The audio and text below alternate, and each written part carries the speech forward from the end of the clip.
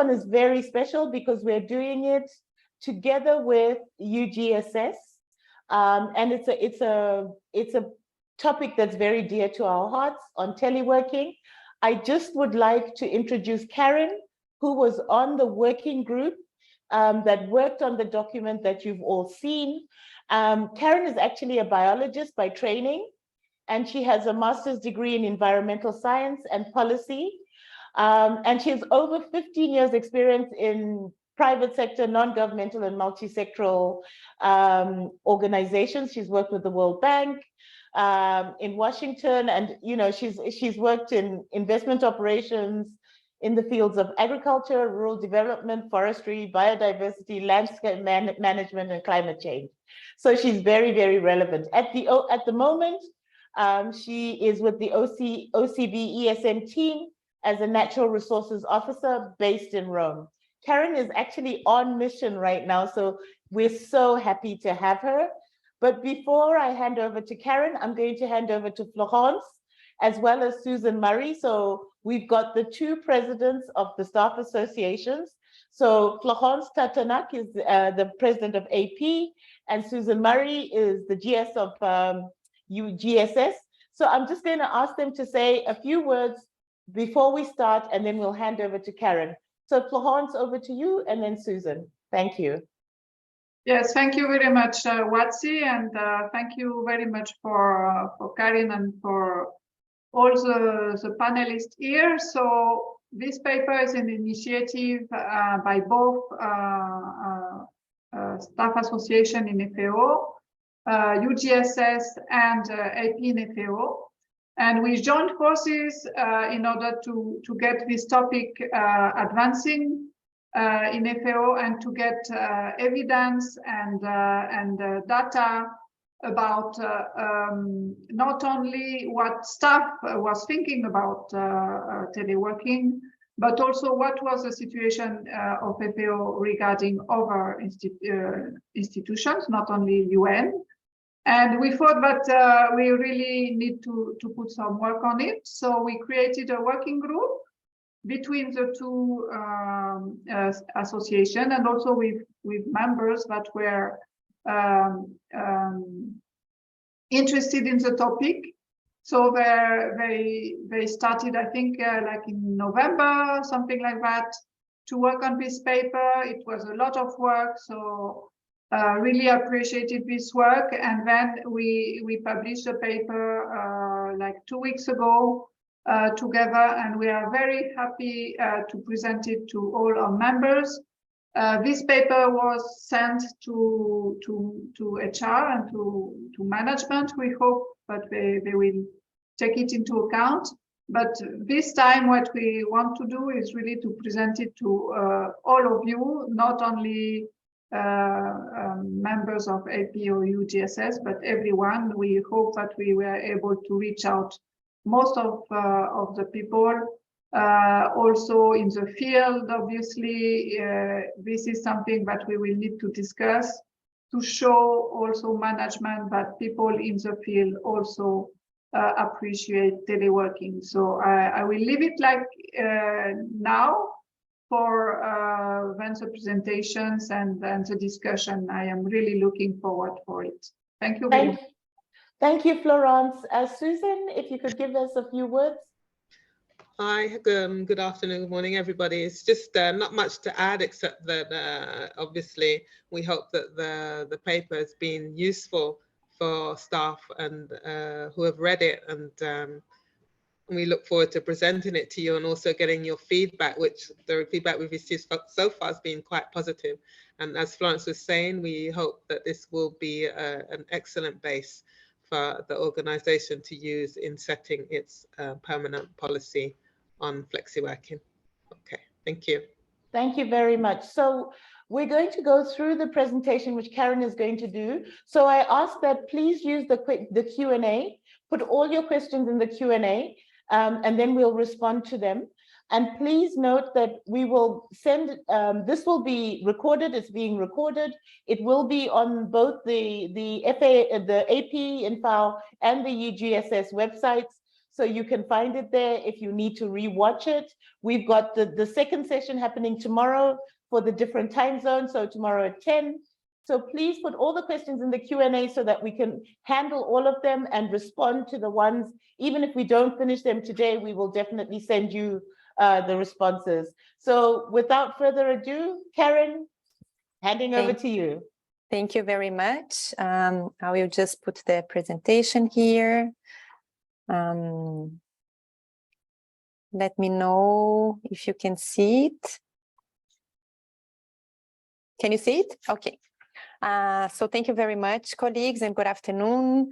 So my name is Karen, and I was part of this working group. We worked for the past months.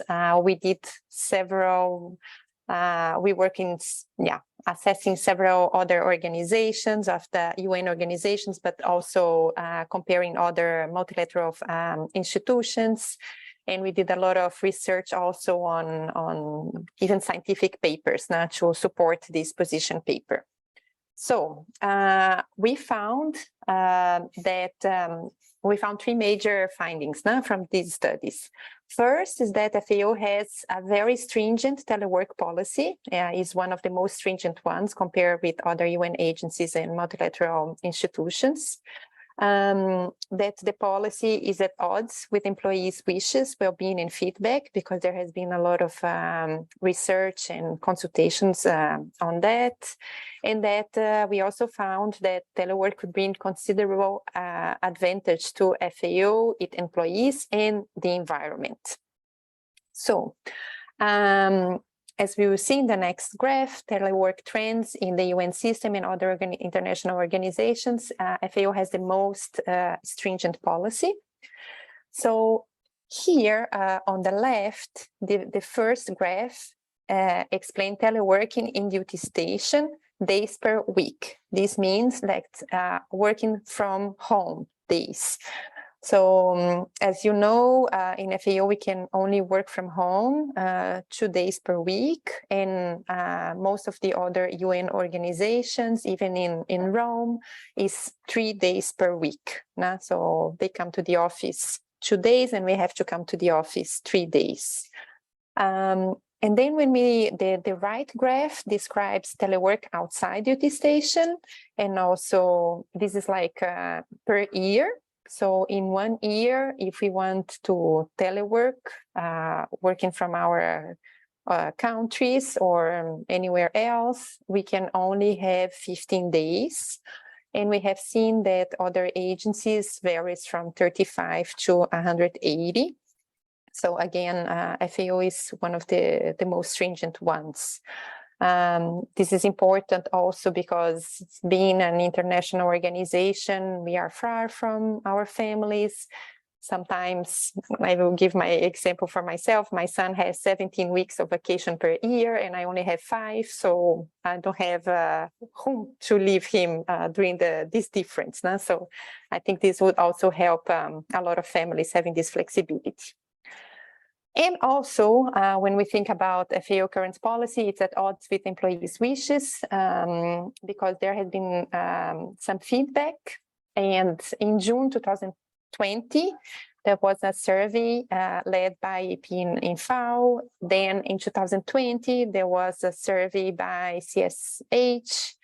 There has been information collected by the staff representation bodies, and there has been a lot of discussion also in the intranet, in the Have Your Say.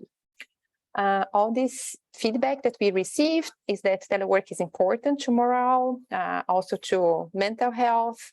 Telework outside duty station is an essential allowance. Option to telework 3 or more days per week is the preferred option. And staff have shown that they produce results when teleworking. And there has been, for this, I think, even since the beginning of COVID, a lot of scientific papers also showing that productivity is increase. And what we have seen is that telework also brings considerable advantage to FAO and its employees.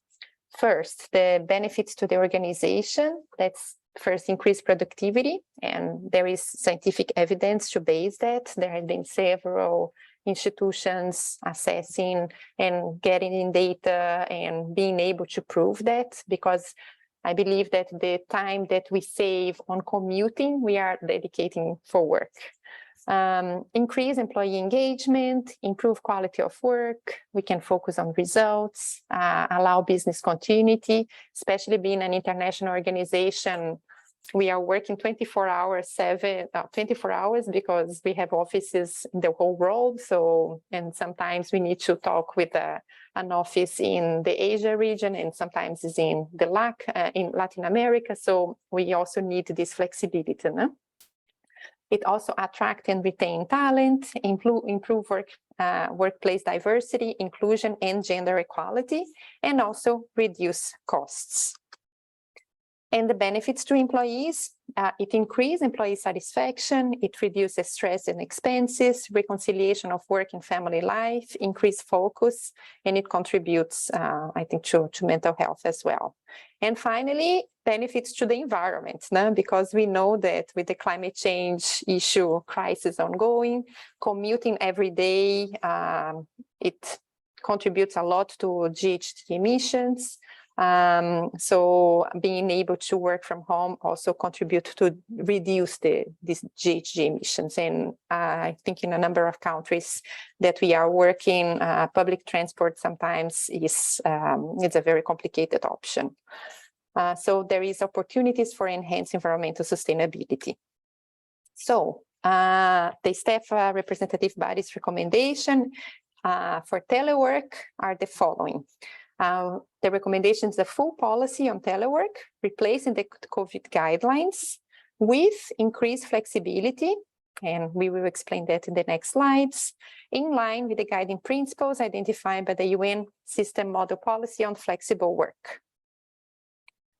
The recommendations policy that's clearly organized and presents written guidelines and rules to reduce misinterpretation and inconsistent application.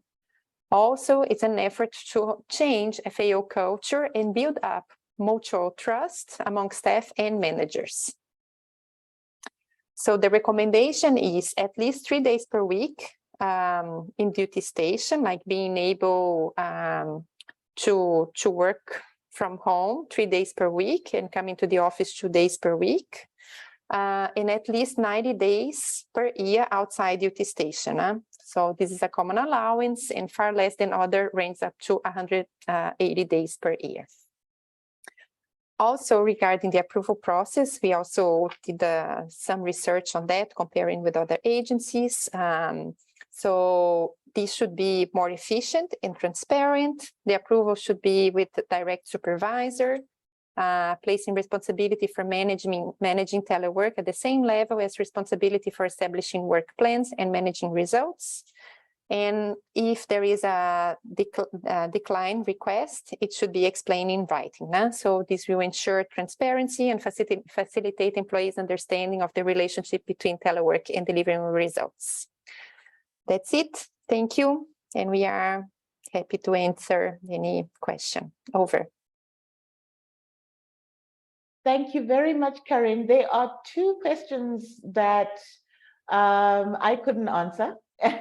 There's one that says, legally and officially speaking, how obliged is FAO to consider the practices of other UN organizations? Would you know that through the working group?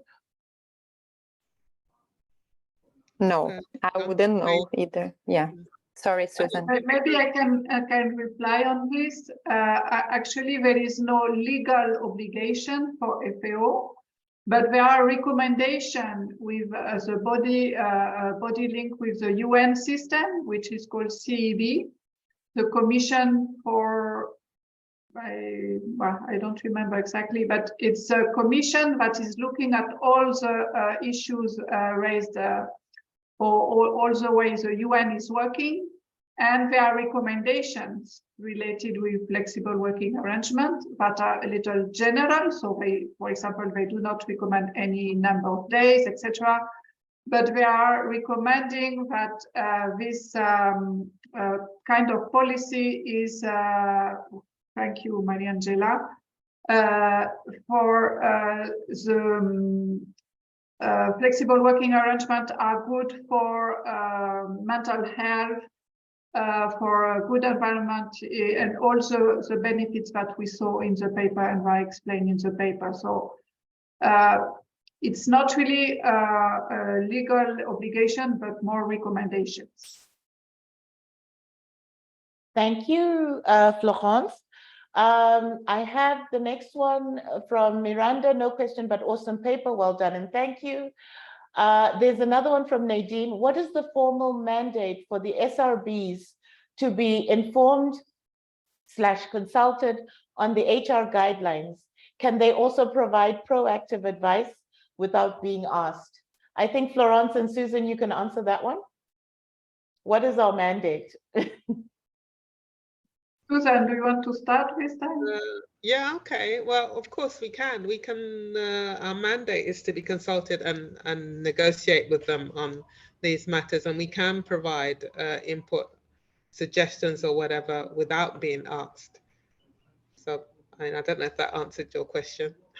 But then the question is to know if they will take into account, which is another thing, because it's a negotiation. So we can propose, but then there is a negotiation, and yeah, you know how it is. It's not always that they will take our recommendation into account. There's a question from Sabine. Would it be possible to envision a simpler teleworking policy where there's no distinction between within or outside of the duty station? Like everyone is allowed to work from home wherever they may be for X number of days per year. Seems rather complicated to have two different numbers. Karen, could you answer that from your perspective in the working group, please? Yeah, it's just because we use telework within and without duty station, but other agencies, they call it hybrid work. So actually it's like hybrid work is this capacity to work from home a couple of days a week. That this contributes to as we said, to environment, to the well-being of the employees, but we also understand that it's important to come to the office to discuss and to interact with colleagues. And being out all the time, we think that this would not contribute to that, to this social and creativity part, no? But so that's the differentiation. And the telework outside duty station is just a period of the year to address, to give more flexibility. And as I said, like for school reasons, or to take care of an elder parent, or to be able to, I don't know, there are several reasons that people need this flexibility as well. And we have all the tools now, we have all the technology available to be able to do that. So, and we have proved already that we can work very well. But I see that Maria Angela also has the hands on. No, Yes.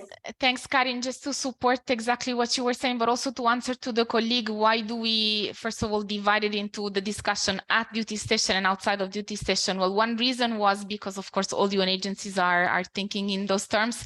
The second reason is that the teleworking at duty station can be diluted in small amounts every week. So it allows you to take care, I don't know, of family matters, but it's a weekly allowance. So you can use it during that week, while the one outside of duty station is usually a cumulative allowance, which, you can take in a certain period of the year. And of course, we're hoping to extend that to more than 15 days. But the goal of the two is a little bit different, because the one at duty station, you don't accumulate the days that you don't use, meaning in a certain week, if you come every day to the office, then the next week you're normally not allowed to stay home for the whole week. So it's something that usually a weekly allowance that you can either use or not use, while the one outside of duty station is normally calculated as a cumulative one. I think there is a big advantage in talking about the two of them, because they really have different goals. And as Karin was saying, the one outside of duty station is particularly useful for those also who have families, abroad. Over. Thank you. Susan, please go ahead. I just wanted to add there that all the other consideration for the fact of dividing inside and outside the duty station is administrative, because your salaries and your benefits are dependent on where you work. So that's another thing that has to be taken in consideration, and then one of the reasons why there is this distinction. Thank you. Thank you very much. So we have very good paper, congrats, thank you very much. The teleworking outside duty station definitely should be extended. Is this going to be presented at the FAO conference?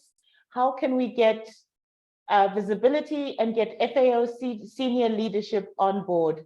I'm again going to hand this over to Susan and Florence to answer this because this is part of the strategy that we're using. First, we wanted to present the paper to people and then get your buy-in, because this was done by a working group.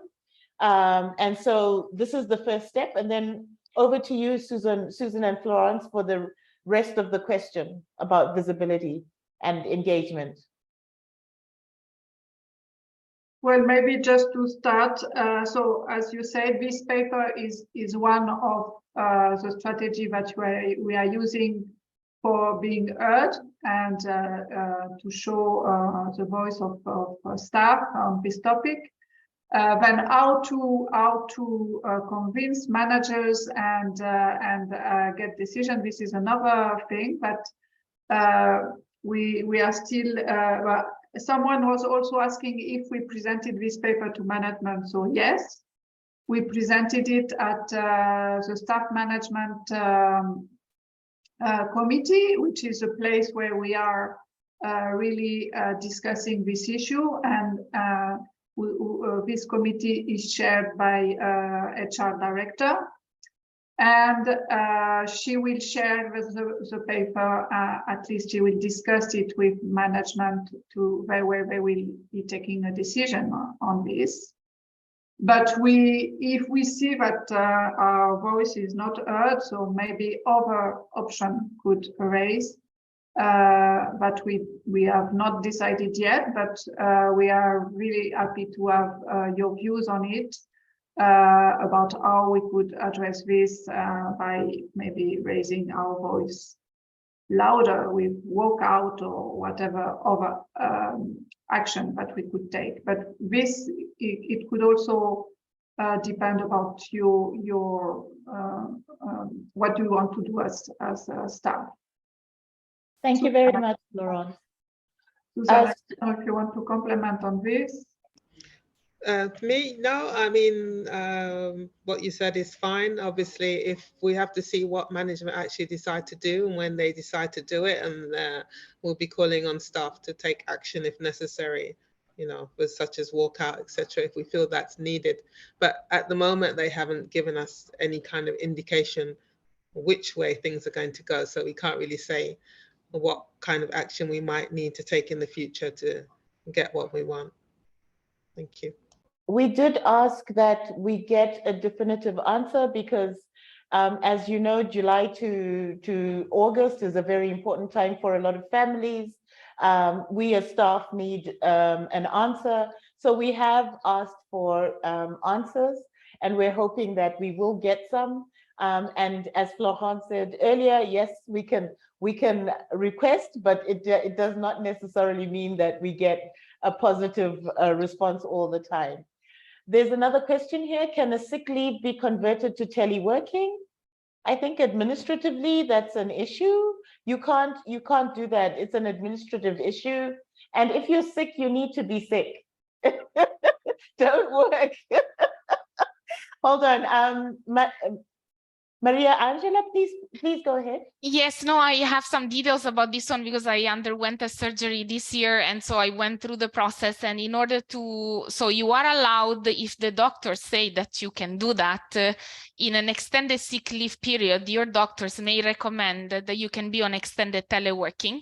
And you can contact the medical service and send, a certificate where the doctor says, okay, you're fit for teleworking, you could not commute to the office, you don't need to be on sick leave. And the medical officer will examine the request. In my case, they also called me to speak to me and understand what was the real situation. Also to know whether I was receiving pressure from my division to actually telework rather than being on sick leave, which I appreciated. It was kind of them. And then basically, once the medical service approves that, your supervisor also has to approve that. So by definition, if you're on sick leave, you're on sick leave. But if your doctor believes that you are in a condition to telework, so teleworking could be beneficial to you, even just a few days a week, that you need to obtain a certificate and run that through the medical office, and then the medical service will also request your supervisor to approve. Yeah, so you can be on extended teleworking due to sick leave reasons, but it needs to be approved specifically under that heading. Over. Thank you very much. I think the next question was answered somewhat. What are the next steps in moving forward, the recommendations for implementation within FAO? So the first next step is to get an official response from management. What we've done is provide them with our position paper. And so we do need a response. But us as SRBs, staff representative bodies, should also have a plan. And so we really need your help in developing the plan, because we need buy-in. We can suggest stuff, but we need everybody to be unanimous on that so that we have a way forward. And then Stefania says, one of the reasons given to reduce teleworking allowances is the push from member states to get staff back in the office. Does this supposed pressure only apply to FAO, as it does not seem to have affected policies of the other agencies? Karen, do you have any response to that? Actually, no. Maybe Mariangela or well, Michael? I have some response to this. First of all, I can tell you that when we're talking about member countries, FAO as independent governing bodies, as you know, we have our conference and council and program and finance committee, and those are specifically governing bodies for FAO. So whenever we say member countries of FAO, in reality, though they are the same or more or less the same member countries, the representation is actually specifically for FAO. We have this independent governance structure. So in reality, yes, it could as well be that particularly the member countries represented and sitting in the FAO governing bodies and the permanent representations to FAO have expressed concerns that the same country may not have expressed the same concern in another UN agency. So this could be, let's say, as well happening, considering the different structures. What we know is this pressure was there for FAO, and I think it was considered in the paper when the working group was discussing it, because as you know, the paper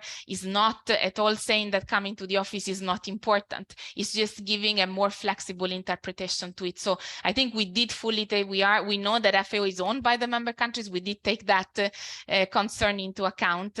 Whatever was discussed by the members of the other UN agencies, we don't really know, because the governing bodies are different. Yeah, so this is my partial answer to the question. Over.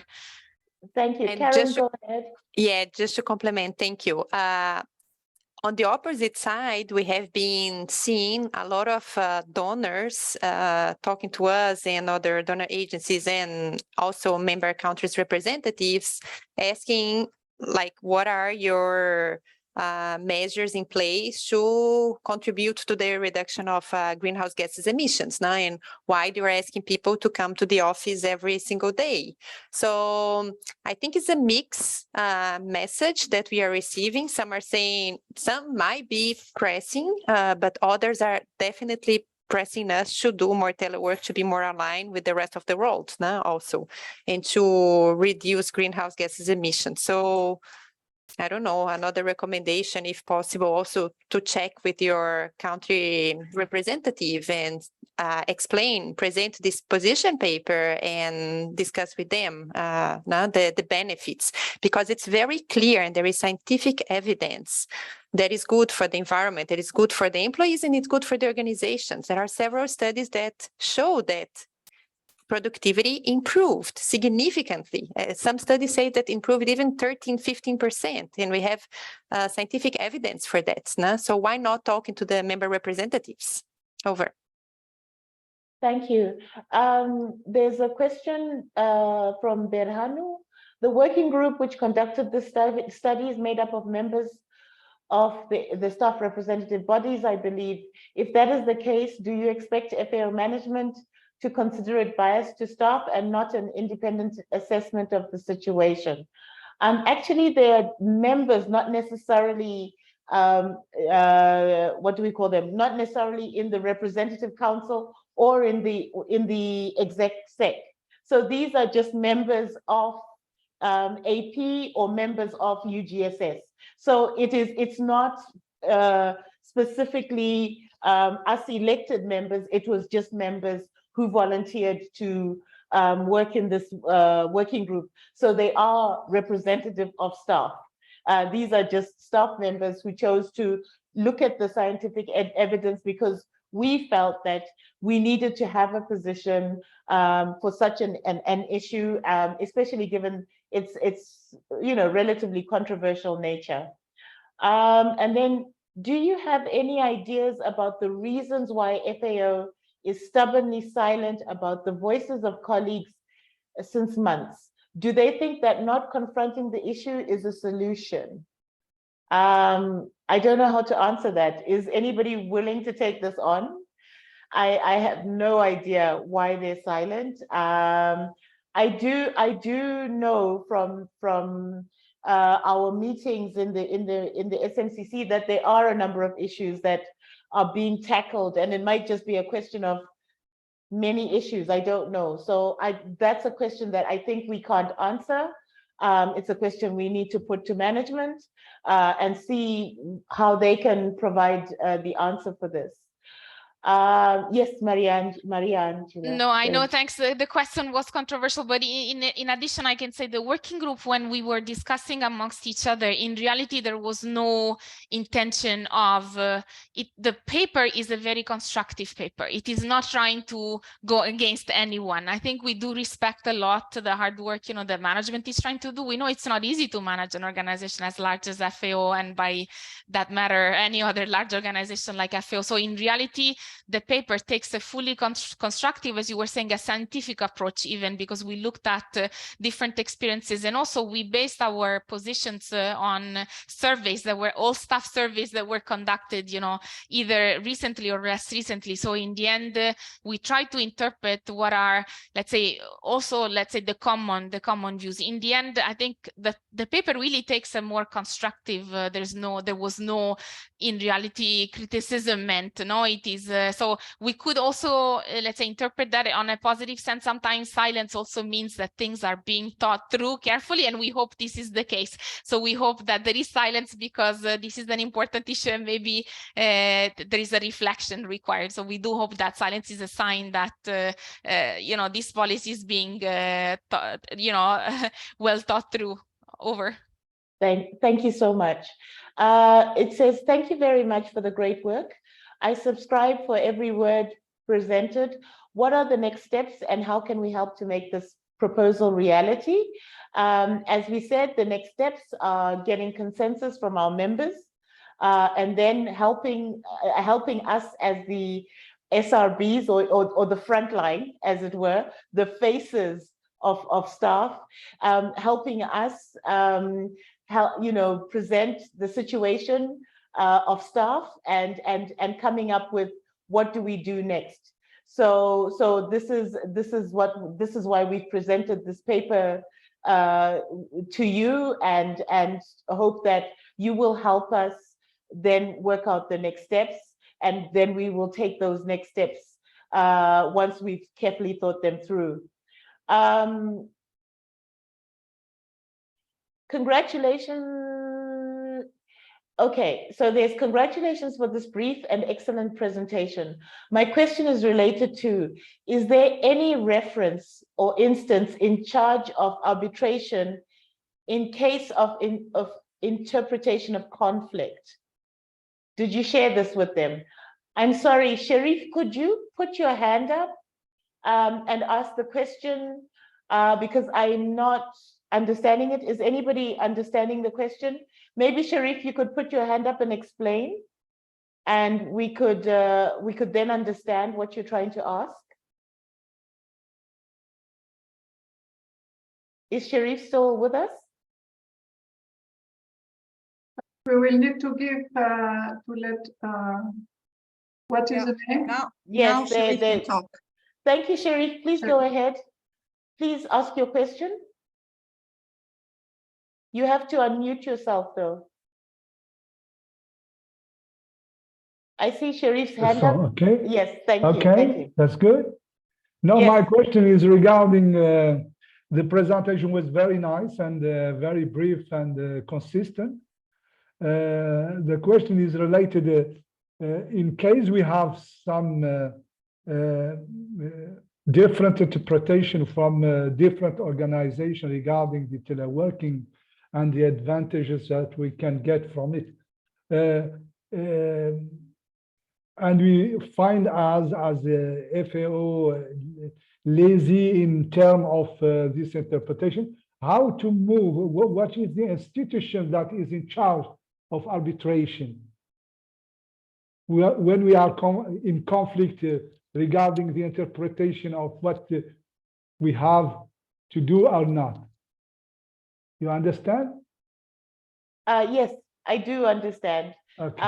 And from historical knowledge, the only thing that we can do is, as the AP-in-FAO Executive Secretariat, one of us has to make a case against the organization. So, for example, when we had the problem with the commissary, it took one staff member within AP making the case, because we as a body cannot make the case. It has to be an individual. So it would have to go through the ILO tribunal, but also through the steps that we go through when we have to resolve conflicts internally. So it would have to go through all those processes. And then at the end, if it needs to go to the ILO, it's taken to the ILO, and then a judgment is made. So we go through the same processes. Unfortunately, we can't do it as a body. We don't have any collective means of doing this. So one of us would have to take on the mantle and fight it. And Francisco, help. Thank you. Please go ahead. Sorry, just to say that I remember that we were asked to say whether we are fine with this regulation regarding the reducing of the day in teleworking, and I know that different divisions have sent their proposal and their reaction regarding it. So usually, normally you have the feedback of the staff from different divisions. Thank you very much. Francisco, please go ahead. Yes, thank you so much. Actually, our hope actually is that the new rules will be as clear as possible, as to leave little space for interpretation. And of course, we know based on experience that there will be also further issues to be discussed, but the organization does not only have now the experience from this pilot, but they have been also asking and obtaining input and views from the implementation of teleworking in other UN organizations, and that is ongoing. They are actually inquiring about that kind of information and experiences in other places. We know, and we have insisted, and we will continue to insist, that the application of the rules have to be also consistent across headquarters, field organization, field offices, and also within different divisions and offices in headquarters, which have not been the cases always during the pilot. This is actually an issue of concern, and every time that the associations have actually got information about the cases where the teleworking rule have not been applied according to where it was established, we have also raised this issue with management. We also know that there will be also a new system also to monitor the presence in the office. So this is also coming up in the package of announcement that will be made soon. Thank you. Thank you very much, Francisco. And please, may I just confirm that we've had a couple of questions about, is this just for HQ? No, it isn't. This position paper was for all staff. So it doesn't matter whether you're in the field or at HQ. We have asked that the policy be applied consistently throughout, and that it not be subject to misinterpretation or subject to, sort of each director deciding what to do that this policy is applicable to all staff. So this is what we'd like to get. So Jennifer says, what can we do to help push support the findings of this report, namely the increased number of teleworking day, 2 days and 3 days a week working from home at duty station. Firstly, Jennifer, please share the paper with your colleagues if they're not in AP or if they're not in UGSS. Get us as much visibility as possible, but also have your say, have your say going. We were asked specifically, is this only a headquarters issue? So we actually had this discussion to show that it is not just a headquarters issue, and it was very important to staff everywhere. And so this is why we're having these discussions. This is why we're having this webinar, so that we can show that there is interest from staff all over the place, and it's not just a headquarters related issue. The next one, have you done a cost analysis relating to teleworking, especially long-term teleworking, say 180 days a year to office occupancy cost? Does it affect living allowance for teleworking outside duty station? Awadi, we have been trying actually to see if there's any organization. We actually sent requests to the OECD and other organizations to see if anybody has done a cost a benefit analysis, and we haven't found one. We haven't got a response yet. So I'm assuming that this hasn't been done. So as SRBs, we have to think about the next step to show whether, you know, what the benefits are on an economic basis. And this is one of my core interests. I asked this question to HR as well to see if we could find these answers. So at the moment, we've got qualitative answers, but we haven't quite done the quantification in terms of dollars and cents. And I think this is very important. So are you going to do this for us? Would you like to do it? I think it would be a very interesting study. We're looking for some, if you know of any organization who's done it, please send an email to us. Deborah will put the AP-in-FAO. So please, anybody who knows that where we can find this information, please send it to us. Deborah, please, yes, anybody who has their hand up, please put them on so that we can see and so they can ask their questions while I'm reading questions. So Annabelle, please, you have your hand up, please go ahead. Hello, sorry, I wasn't aware I had my hand up. I do have some questions in the chat, though, so I can go ahead and say those. I'm sorry, I did not intend to raise my hand. My first question was, do you see in this conversation with management, the fact that the UN Secretariat in New York has moved this month to 3 days a week, is that in any way going to affect that conversation, do you think? Or, you know, does that, what does that mean for the report?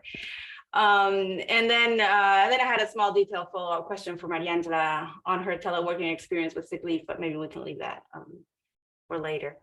But in any case, also congratulations to everybody. This is, I think this is a great document, and hopefully it will help push things forward. Thank you very much. Why don't you go ahead and just ask the question that you wanted to ask on sick leave, so that we have both questions and then we can address them?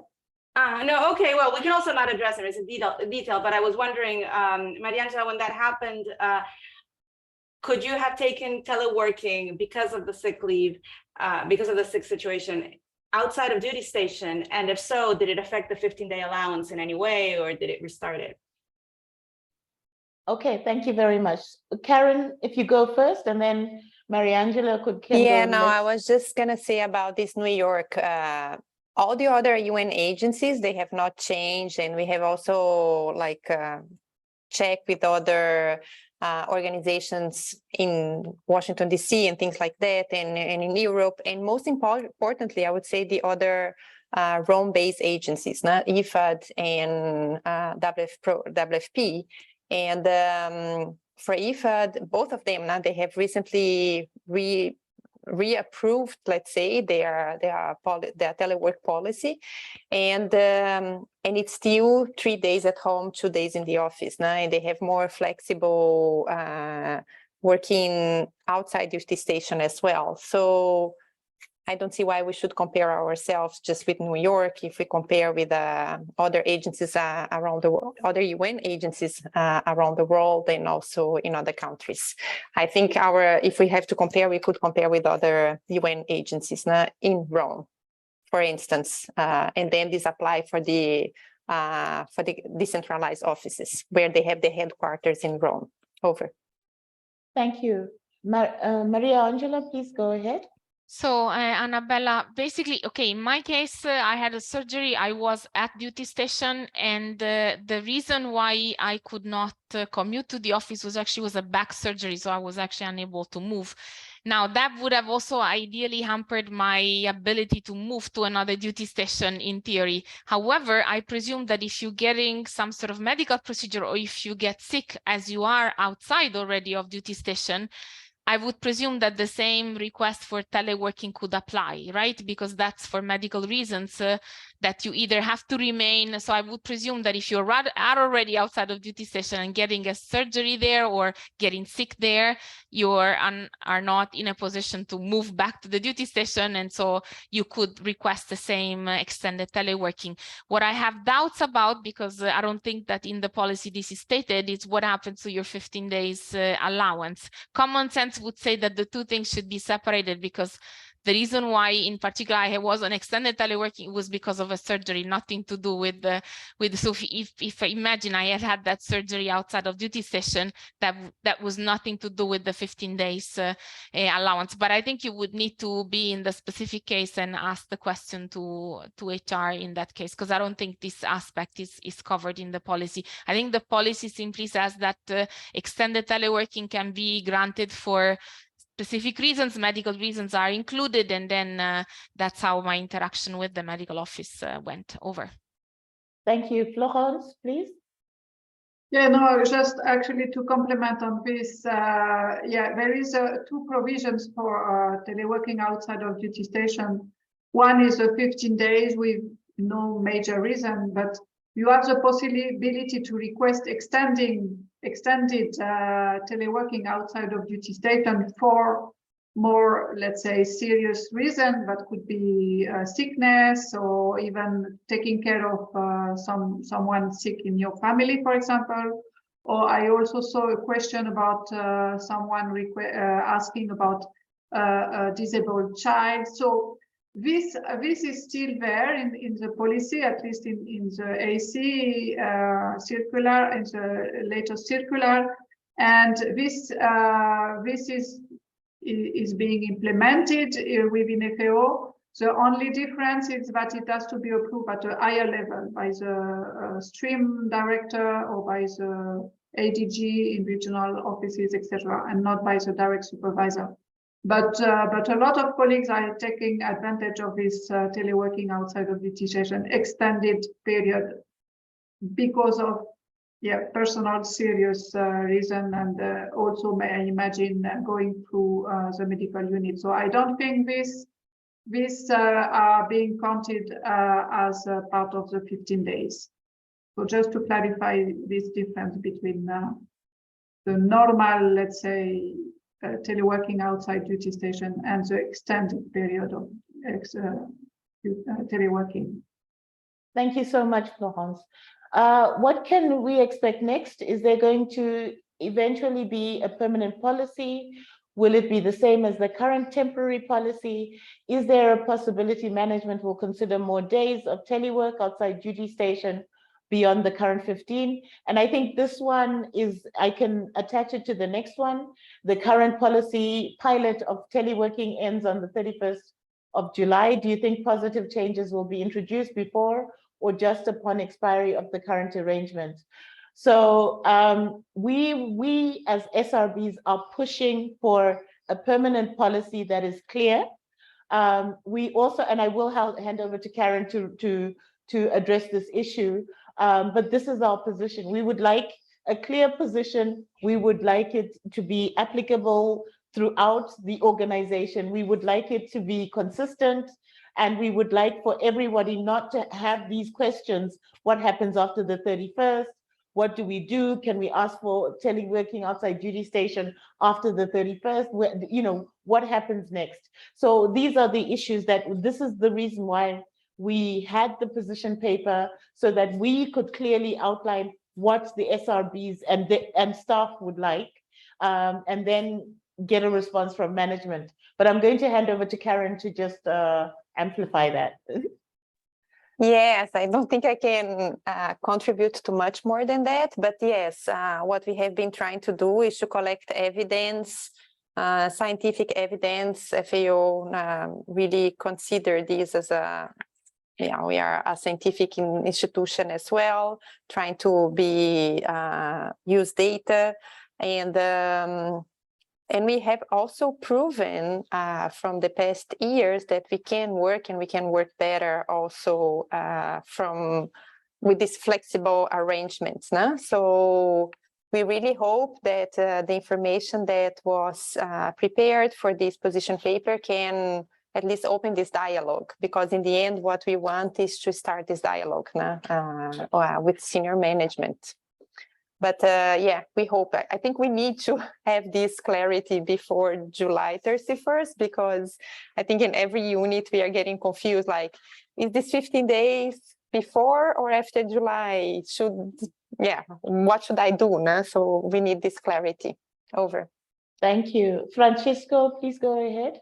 Thank you. Actually, in addition to the clarity to the rules, I think that we want also a process where the decision is taken close to the person that knows also the work program and the deliverables of the staff. So why to go to the director of the division when your supervisor is the one who knows how you are delivering and what do you need also to produce and contribute to the team. So we think that we need a simplification of the approval process. I think Karim has also mentioned that it is included in the paper. We really want that the flexibility has to be built on both sides. This is what the paper says. The flexibility has to allow the staff to really indicate what are his or her situation, and also on the other side, the flexibility has to allow the head of the office also during a certain period of time also to agree on a change of that kind of model or pattern in the way in which telework is applied. There is a justification, but in general terms, we want that a staff that apply for telework doesn't need to justify that. It should be the other way around. It should be the office to ask for any changes if needed. Thank you. Thank you. A weekly allowance for telework in duty station does not reflect the nature of our work. A monthly allowance would be more appropriate and more flexible as implemented by other UN agencies. I think flexibility is what we have requested, and an acknowledgement that our situation changed. COVID changed us, and we cannot go back to businesses as usual prior to COVID. We have to, the organizations spend so much money upgrading our infrastructure. What is the sunk cost of all this infrastructure that happened to get us IT and ready and mobile and all this stuff? So we are saying, where's the reflection on this? We cannot go back to what it was because we've moved on. So Francisco and then Susan, please go ahead. Very quickly, for comparison purposes, in the paper, we have expressed the number of days per week for all the organization, but some of them have policies that those that are listed have policies of number of days per month. So I'm dividing that for 4. So that's the way in which has been calculated. So it's a possible way of getting more flexibility by establishing a number of days. If we take into account that it's not the same to establish a certain number of days per week than a certain number of days per month. In some cases, some organizations have this policy of monthly days, but they have at the end of the year less days than if they take them every week. Thank you. Susan, please go ahead. Thanks. That's more or less what I was going to say, but also to say that HR also acknowledged that, you know, something perhaps it might even be better to do on a monthly rather than a weekly basis. So these are all things that are going to be discussed in that we're going to consider and discuss when negotiating the new policy, the permanent policy, we hope. Thank you. Thank you very much. I think this is a comment. FAO organizational culture, arrogance does not enable it to learn from what is working well in other UN organizations. Oh, Florence and Michael, you have your hands up. Please go ahead. Was this for the other question or for this? Yeah, actually, mine was for another question in the chat about is a policy applying only to staff or also for consultants?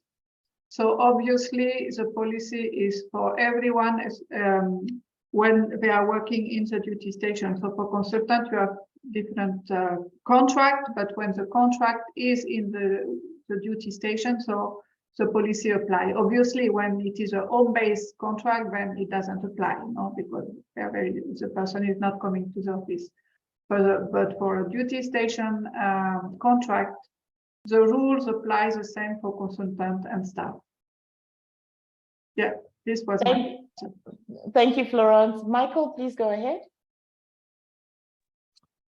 Thanks, Wadzi. I just wanted to point out, I think there was a second point to the earlier question about teleworking and duty station being divided up by week or by month, which was, what if exigencies of service require an employee to telework in duty station for 5 days a week? And it's an interesting question, but I think we need to look at the question carefully, which says that if exigencies of service require an employee to, and I'm not going to use the word telework, work outside the office 5 days a week, this technically, from the HR perspective, I would explain to us, is no longer teleworking. So there is something in place then in this case that requires the person to work from home or someplace other than their office. So it probably would not be covered by the teleworking policy. Remember, we also, in addition to have teleworking, for example, we have other forms of flexible work.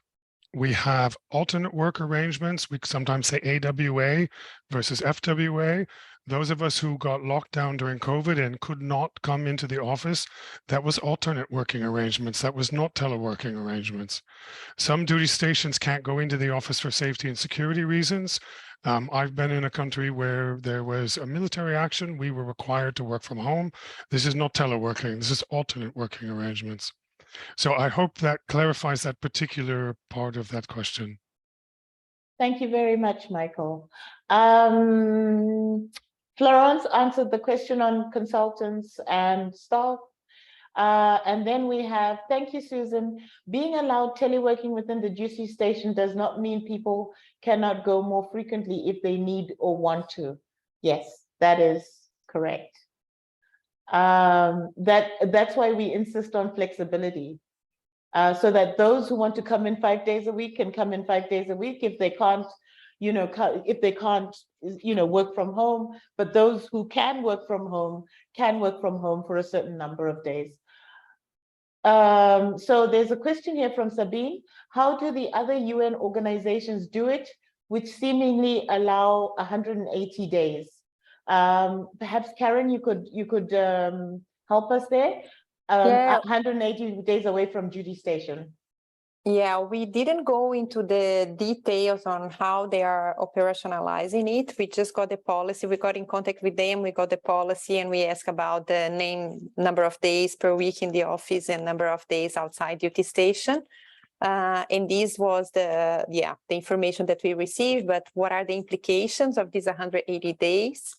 But we also realized that 180 days is a lot.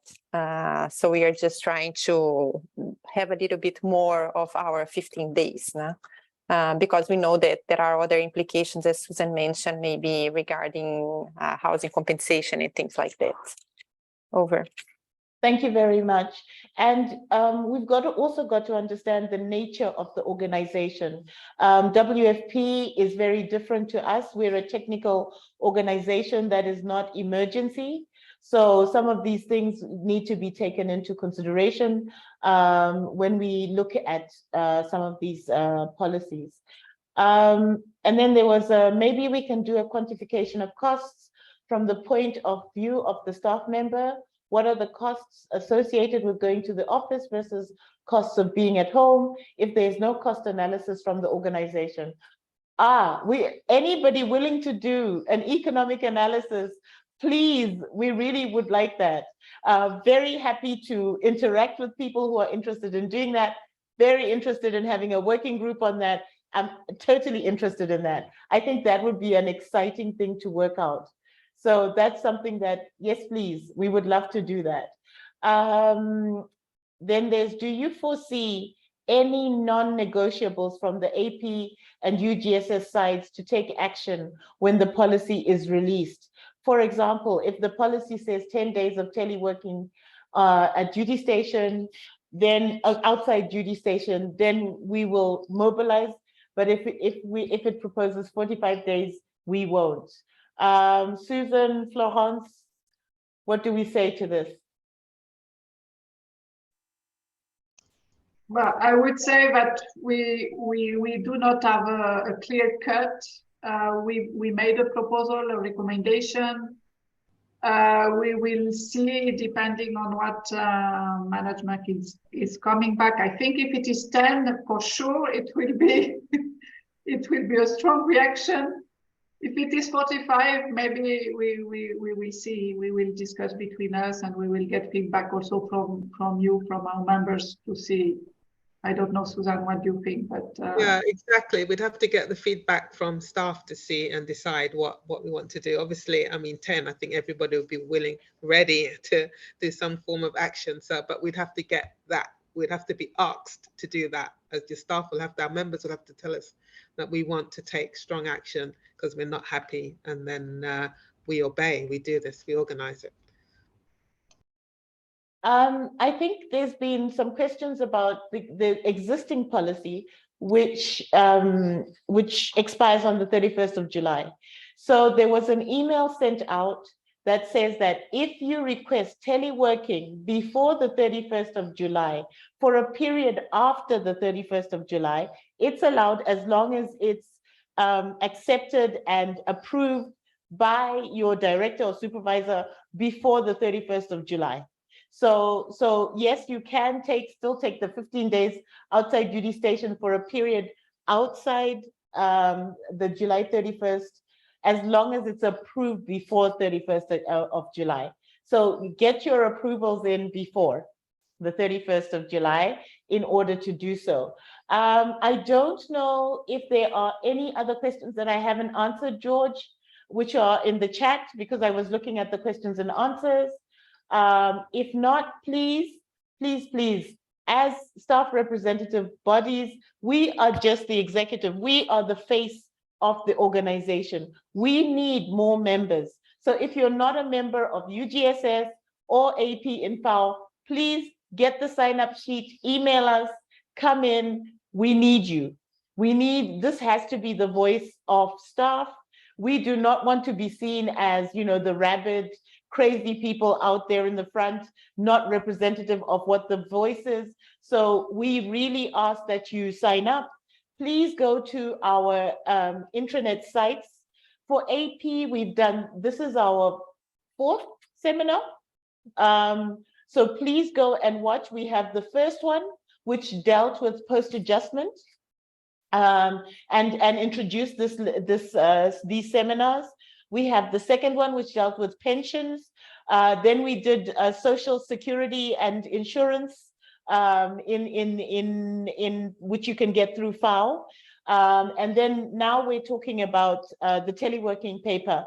So we're going to do a whole lot more of these. And for teleworking, it's both organizations, it's both the UGSS and AP-in-FAO. So which is why we are encouraging staff, please, all staff are welcome to this discussion. If somebody couldn't make it yesterday, yesterday, this is me aging by the minute. If somebody couldn't make it today, please tomorrow 10 a.m. We will be available. We will have this presentation. We will be answering questions from staff. It is very important, and we acknowledge the importance of it. Susan, please go ahead. Yeah, sorry, I just saw a comment in the chat, which I'm curious about as well. There's Blandine, Jean Blandine, I hope I said that correctly. He said, maybe a silly question, which is not, but do you have to be actually outside of the duty station to take the days of teleworking outside the duty station? I'm curious, does the administration ask for proof that you're outside of the duty station when you apply for this? So you could just apply for it and stay home, in theory. Michael has his hand up. He's like, but if you apply to work outside of duty station, you're required to complete a UNDSS security authorization, and this includes specific data about where you are, because and this is essential to everybody, not for FAO, but so that you are properly covered by insurance when you're not in duty station. It is UNDSS clearance is in your interest, always in your interest. Yeah, don't underestimate that. So are there any other questions? We are here. We've still got 20 minutes if you have any other questions. If not, this will be it's recorded, so it will be on our site, and tomorrow we're having another of these sessions. And so any other questions, anything else? George, did you want to say anything? Is there anything I've left out or forgotten? Thanks, Wadzi. No, I mean, there are some questions in the chat, a number of questions in the Q&A, and I've been trying to follow some of the discussion. So I don't know if we've covered them all, to be perfectly honest, or not. So if anybody really wants to add another question, they should raise their hand. That's all I can really say, Wadzi. And if there are, we'll take a look. And if there are things that need answering, we'll follow up in writing afterwards as well. Yes. Are there any other questions, please? So it would be a way of being excused for those. Sorry, I don't understand this chat which is happening. So it would be a way of being excused from the 3 days of presence in the office, so to speak. Sorry, thank you. Yes, I think I was trying to follow that one, because it was related to the question, do you actually have to be outside of duty station to take the 15 days? And while Michael answered that security clearance is required, Annabella mentioned that she was told, I don't know who told her though, that instead it's just not about going to the office for 15 days, regardless of where you are. Now, on this, I think there are differing interpretations. I don't have examples, at least in the division I'm in, of people that took the 15 days outside of duty station, actually stayed at duty station in the end. But if that has happened, then maybe it's a different thing. Michael, I don't know. That was what the chat is all about, huh? Annabelle had her hand up. Annabelle, please go ahead. Yeah, I was just going to say what Mariangela was saying. I was just answering what we had heard here. But again, we hear, we don't know, but was that, yes, of course, if you leave the duty station, you have to go through the whole UNDSS process. But if you leave, you can also choose not to leave, take teleworking outside of duty station, which means you're not expected to come into the office 3 times a week. And then that's up to you whether those days you are outside of duty station and reporting to UNDSS accordingly or not, and then not reporting to UNDSS accordingly. You have 15 days of grace for not coming to the office. Basically, that's how we were told, but I don't know. Okay, Michael, do you have anything to add to that? No. Okay. Louisa says you need to stay outside duty station. That is why you need to submit security clearance. So, okay. So I think our time has arrived. We had scheduled an hour. I thought it was 90 minutes because, I love to hear the sound of my voice. So please, everyone, thank you, Karen and the working group. We did not put all the names of the people in the working group because some of them requested anonymity. So we have just called them the working group. And you've seen 2 of the faces, Maria Angela and Karen. And by the way, Francisco and Michael were also part of the group. So they were, our representatives from the AP-in-FAO. So we'd like to thank them. Susan was also with us. Yes, Susan as well. Sorry. Susan was also there. So this was a collective engagement, and we would please send us suggestions, send us everything you need, and sign up if you're not a member. Thank you so much. I'm going to end there. Thank you to everybody who was in the panel, and have a great day. See you tomorrow at 10.